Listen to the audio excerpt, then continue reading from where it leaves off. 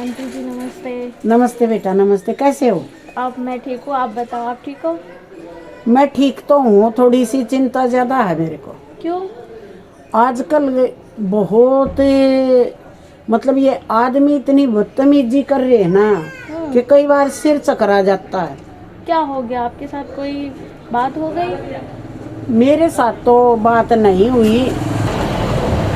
देखो क्या है, मेरे साथ तो बात नहीं हुई, लेकिन जैसे अब ये उम्र हमारी ऐसी हो चुकी है कि इसमें लोगों से परस्पर मिलना जुलना रहता है।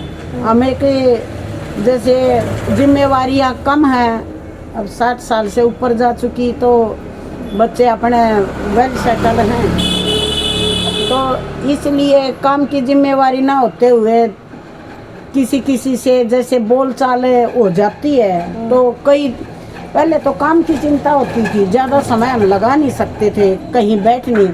अब तो समय ही समय है। हाँ बिल्कुल।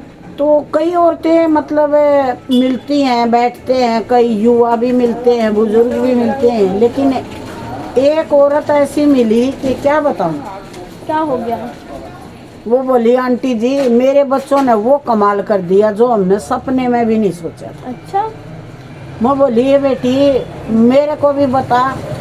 बोली, ये समाज कहाँ तक ऊंचा उठ रहा है, कहाँ तक नीचे गिर चुका है, आपको कोई नॉलेज है? नॉलेज तो बहुत है, लेकिन सीखने की कोई उम्र नहीं होती। सही बता बात। मेरे को। बिल्कुल सही बात है। तो मैंने पूछा, मैं कहा ऐसी क्या? बोली, देखो क्या घटना घटी।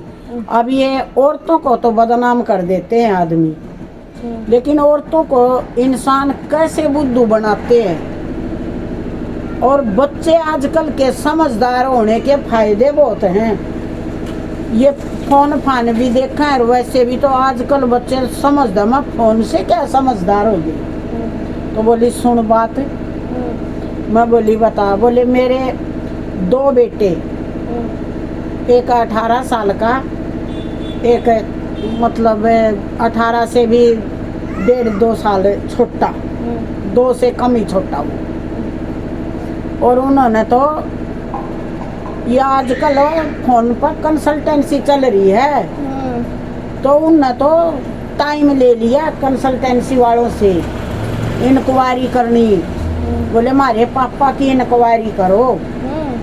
वो बोले, किस बात की तुम्हारी? बोले, हमारे पापा, हमारे को मतलब व्यवहार हमारे पापा का ठीक नहीं लग रहा, और हमारे को बहुत ज़्यादा शक है हमारे पापा के ऊपर। बोले, भाई। बेटे ने बोला? बेटे ने बोला फोन पे। बोले, भाई तुम्हारी उम्र कितनी है? बोला, मैं 18 साल का रही और 2 साल छोटा मेरे से, हम दोनों भाई चाहते हैं इंक्वायरी। बोले, फिर तारी माँ ने लेकर आई हो? तो कंसल्टेंसी वाला बोला, तुम्हारी माँ को लेकर आना। बोले, आ जाएगी। बोले, हाँ नमस्ते बेटा, आ जाएगी हमारी मम्मी। तो वो अपनी मम्मी को लेकर उस कंसल्टेंसी वाले के वहाँ मतलब फ़ोन फान नंबर आदान प्रदान हो जाते हैं आजकल है, और जगह बता दी, अपने वहाँ पहुँच गए। तो बोले, नमस्ते जी। बोले, नमस्ते। बोले, बताओ। बोले, हम आपकी क्या मदद कर सकते हैं? बोले, जी मन तो मदद की कोई इतनी ज़रूरत नहीं। बोले, आपके पति के खिलाफ आपके बच्चे बोल रहे हैं, तो मैंने आपको बुलाया। बोले, मैं भी यही जानना चाह रही थी कि आपने हमारे को क्यों बुलाया। तो ये बच्चे कह रहे, बोले, ये आपके बच्चे क्या बोले? बोले, हाँ अंकल जी, हमारे पापा का व्यवहार ठीक नहीं है, हमारे को लगता हमारे पापा गलत पटरी पर चढ़ गए। अच्छा। तो बोली, नहीं जी नहीं, ऐसा कुछ नहीं है, मेरे हस्बैंड बहुत अच्छे हस्बैंड हैं और बच्चों के बहुत अच्छे पापा हैं, इनकी बातों में नहीं आए। वो बच्चे बोले कि मम्मी जी हमारी बातों में आओ ना आओ, लेकिन आप अगर हमारा कहना नहीं मानते तो हम भी नहीं मानेंगे आपका कहना। तो वो बोली, ठीक है जी, आप ये बच्चे जैसे कह रहे हैं मैं भी सहमत हूँ, लेकिन हमारे साथ कोई गलत ना हो जाए। बोले, जी हम गलत क्यों करेंगे? तो बोले, क्या सका है बच्चों से, बोले हमारे पापा हफ्ते में 2 दिन घर से बाहर रहते हैं और मेरठ का नाम लेकर जाते हैं, जो कि मेरठ में हमारे पापा की पहले ड्यूटी थी, अब तो बदली दिल्ली में हो चुकी, और फिर भी 2 दिन मेरठ क्यों जाते हैं? ऐसा कौन सा दफ्तर है? हम तो कुछ हमारे पापा के सामने बोल नहीं सकते। हमें चाहिए हमारे पापा की इंक्वायरी। जब बाप बच्चा पर ध्यान दे सका है तो बच्चा का भी हमारा फर्ज बनता है। और जब गाड़ी पटरी से उतर जाएगी तब इंक्वायरी करते फिरो। हमारे को तो हमारा बाप चाहिए, इसलिए हम तो इन्वेस्टिगेशन करवाना चाहते हैं। कोई खिलाफ कार्रवाई नहीं होनी चाहिए हमारे बाप के खिलाफ। अगर कोई कार्रवाई में दिक्कत पाई तो बोले ठीक है। औरत भी बोली जी आपकी फीस है। बोला फीस तो मेरी मोटी है, मोटी, क्योंकि मैं तो कई बंदे छोड़ दूंगा और तुमने बतानी है कहाँ पर है। तो उसके बाद वो जहाँ भी जाए, हमारे एक बंदा जाता या आगे कैच करता, कोई उस बंदा वो नहीं जाता, आगे और कौन मिलता है, उसको शक नहीं होने देंगे। हम आपकी इंक्वायरी में खरे उतरेंगे जहाँ तक कोशिश है, और घर नहीं बिगड़ने देंगे। हम पहले आपको सूचित करेंगे, लेकिन फीस मोटी है। बोली जी बच्चों से बढ़कर कर तो क्या है, फीस मोटी है ठीक है, और बच्चों का शक भाग जाए। वैसे मेरे हस्बैंड बहुत अच्छे हैं, वो ड्यूटी पर ही जाते हैं, उनका पीछे का कोई पेंडिंग काम रह रहा है। समझौता हो गया, कुछ एडवांस ले लिया और ठीक है। वो तो जैसे ही मेरठ का नाम लेके निकला, उसने तो अपने इन्वेस्टिगेटर भेज दिए उसके पीछे। उस आदमी को तो नहीं पता ना कि तेरी इंक्वायरी के लिए कोई चल रहा है। हाँ बिल्कुल।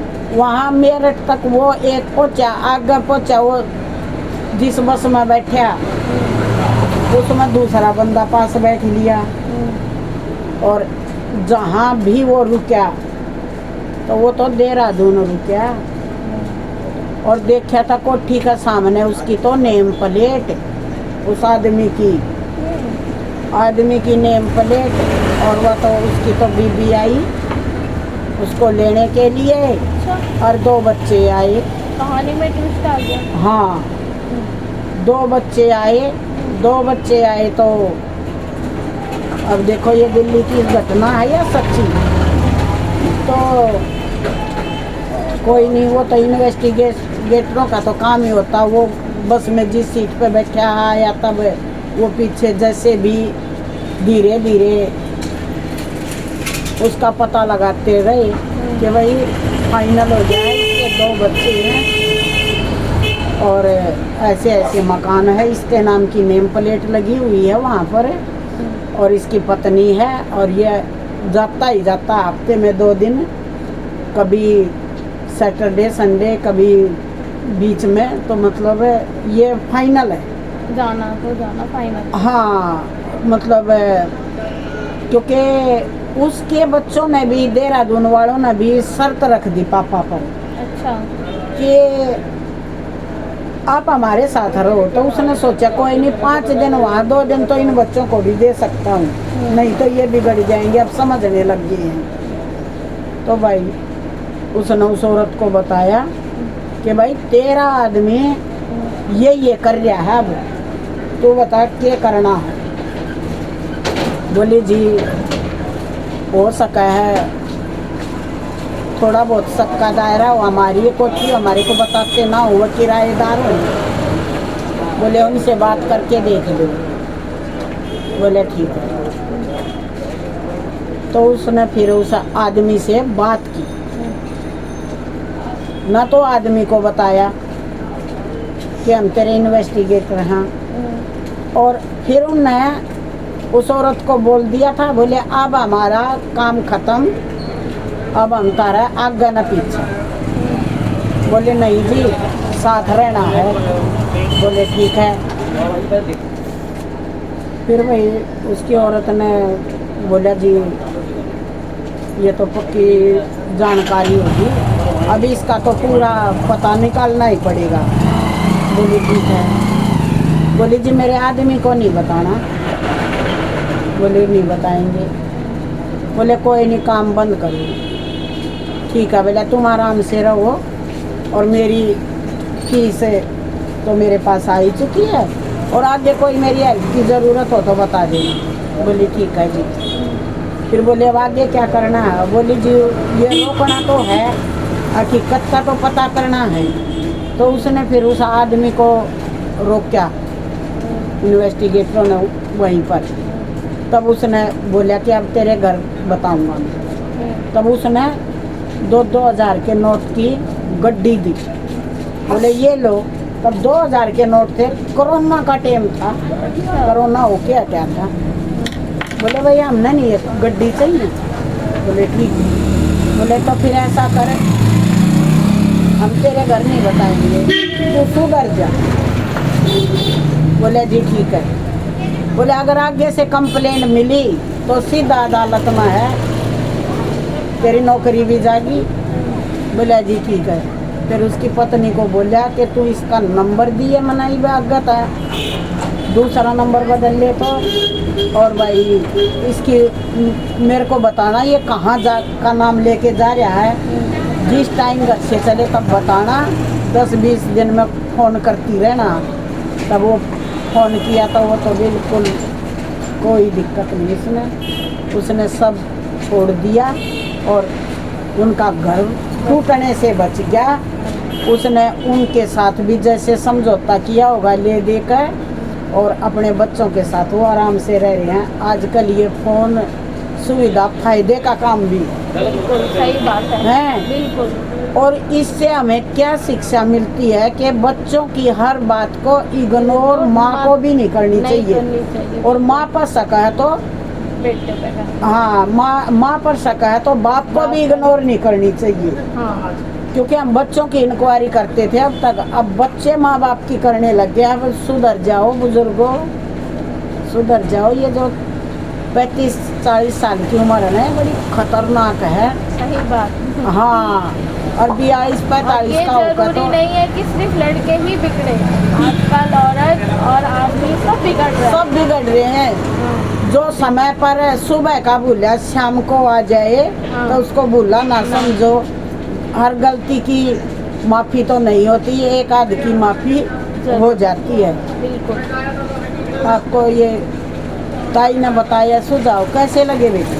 बिल्कुल बहुत अच्छा लगा आपका सुझाव, बहुत अच्छा लगा। और अच्छे लोग इसमें अगर जो ध्यान से सुने तो सुधर जाएंगे। सुधर जाएंगे ना? बिल्कुल सुधर जाएंगे। अभी भी सुधरने का मौका है और सुधर सकते हैं। बिगड़ वीडियो देखने लग रहे हैं वो सुधर जाओ। नहीं तो बच्चे सुधारेंगे। और अम्मा जी की वीडियो ज़्यादा से ज़्यादा शेयर करो और लाइक करो और सब्सक्राइब करो। बहुत बहुत धन्यवाद आपका। ताई की राम।